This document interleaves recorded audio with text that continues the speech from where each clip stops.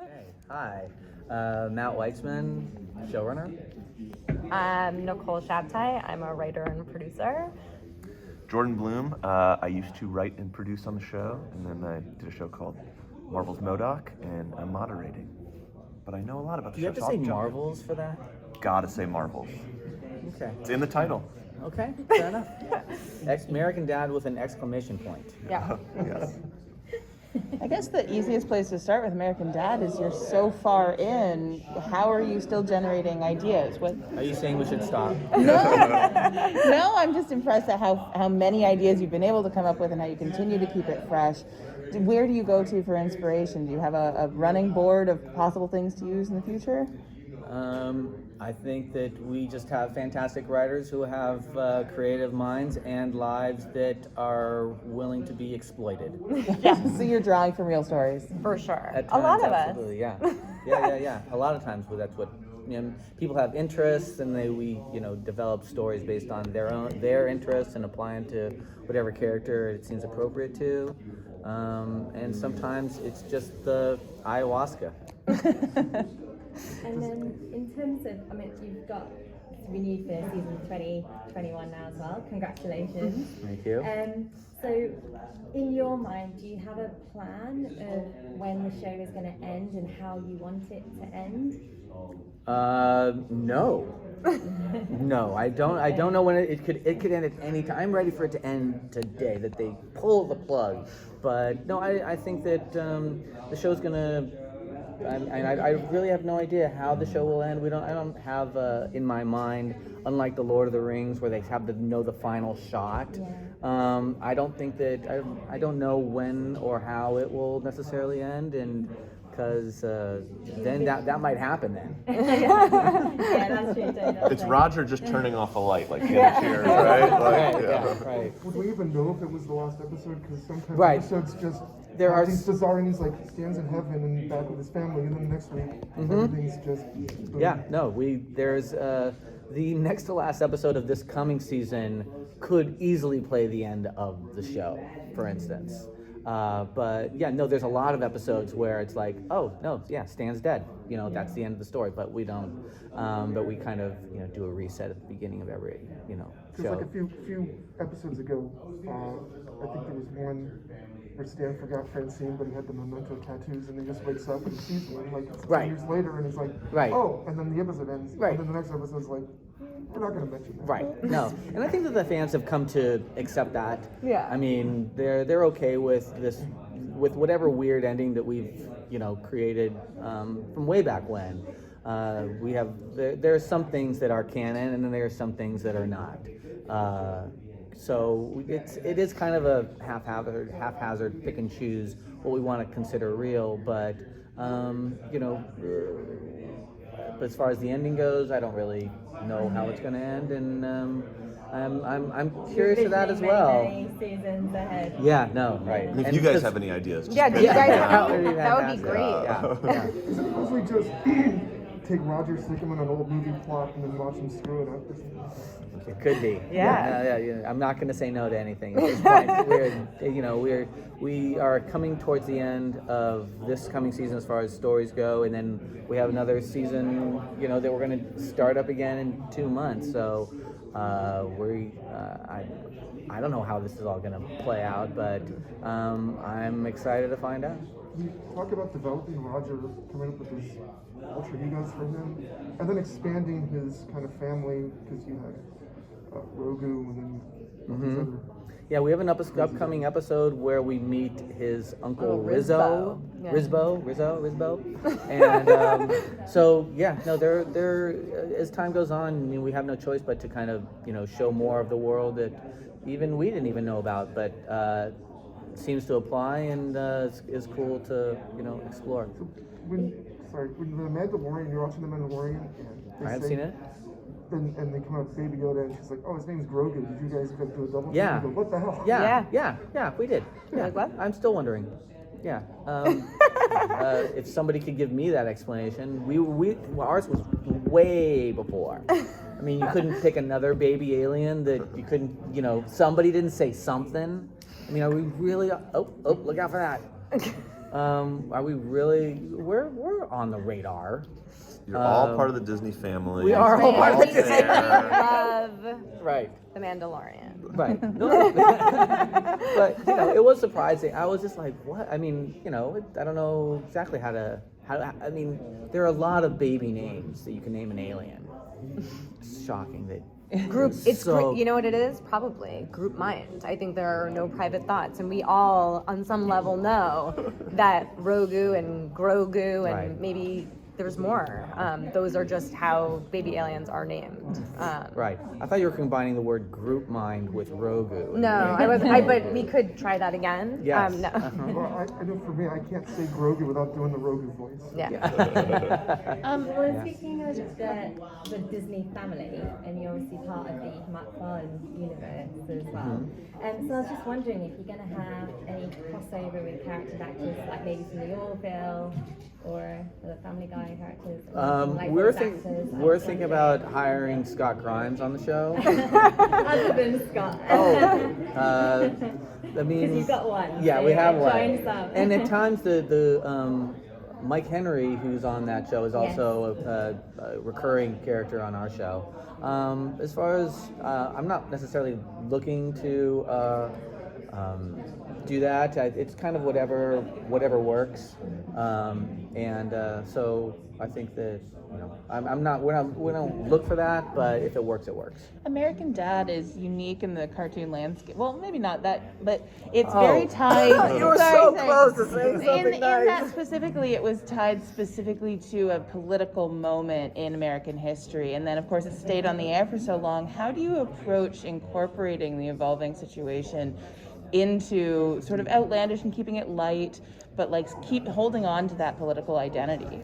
We don't. We don't. And I think that's why the show probably has gone on for so many years, is that every episode you can watch now, episodes from 5, 6, 7 years ago, and there's nothing like that was topical then, that wouldn't be funny now. It would be, I think that the great thing about the show really is that it's really character driven, and these are stories about people, and they go kind of crazy, and aliens and talking fish, of course.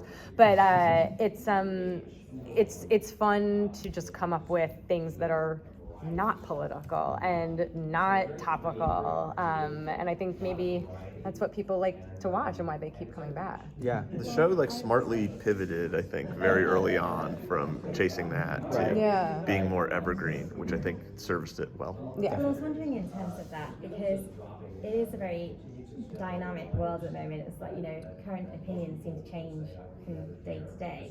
So how do you gauge audience reaction and basically what people are going to find funny? And especially given that you started in 2005 to now, how do you draw the line? Well, as far as we think, you can never really write towards, oh my gosh, what is the audience going to like? We hope that what we think is funny is what they will think is funny. Yeah. And luckily we've been able to pull that off. You can't write towards, gosh, I really hope that write towards what they think is funny. Just you hope that the two mesh. Yeah. So then has your humor and opinions changed? Has that Apparently I have grown into a person who is far less sensitive than I thought I was, because the world is a far more sensitive place than when we started the show, and now I have writers who are more aware of that.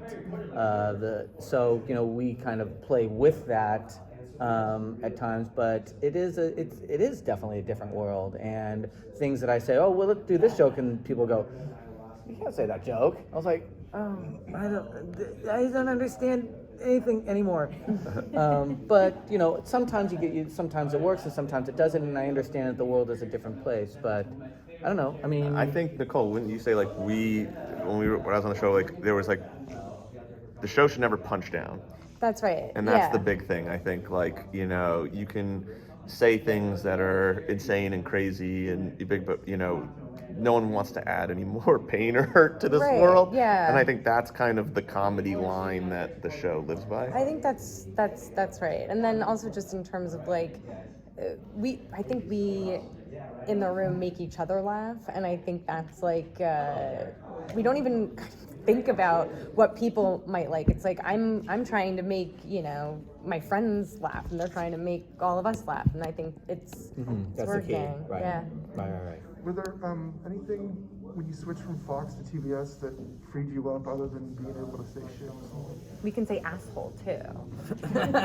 Depending on the context. Those shackles are Right. gone. Yeah, You so can't put that's something up good. someone's asshole, but But you you can can call say it. someone an asshole. Yeah, but not Yeah. if you're talking about an actual Right. asshole. Yes. So.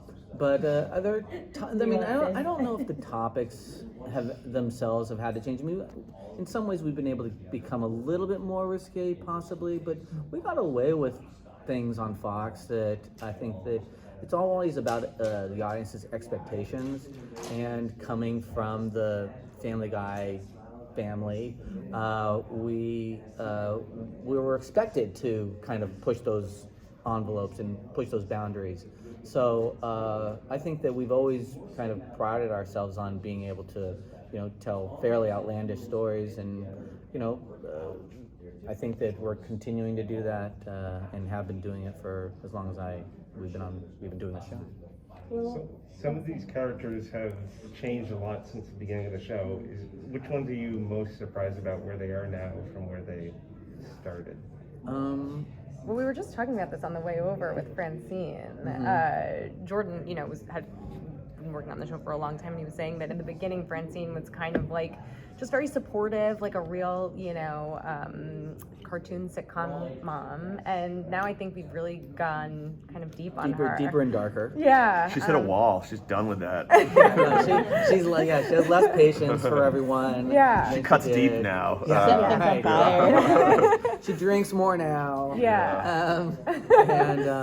And other characters like Klaus, you know, he was a, you know, kind of a one-note pervert. Yeah. And now he, as you know, is more Sad. He's a little sadder, but also kind of meaner and looking for ways of empowering himself, and even in destructive ways, finding ways to do that. So he's more fun to write for. I think that he was very much a very minor character for the first maybe 8 seasons of the show, and now he's kind of blossomed into a much more you know, fun and dynamic character. And then, do you mention that you've got a really bizarre Christmas episode coming up? And I was wondering if you had any more holiday episodes planned. Yeah, we do. We have we have a Halloween episode coming up. This coming one where Steve and Roger try to save them all, but it ends up going darkly bad. I don't want to say too much about it, but I'm trying to think of, like, there was another. What was he? Into the jingle verses. Oh yeah, well, that's the next year's Christmas, which we've already kind of mapped out, and it has. We're doing a metaverse Christmas episode, and it'll have like 3D elements in it, and it'll look really cool. And our animatic is on Monday, so I can't wait to see what it's going to look like. What else are we doing? We don't generally focus too much on holiday episodes. I mean, we always do Christmas. You know, what's life without Christmas?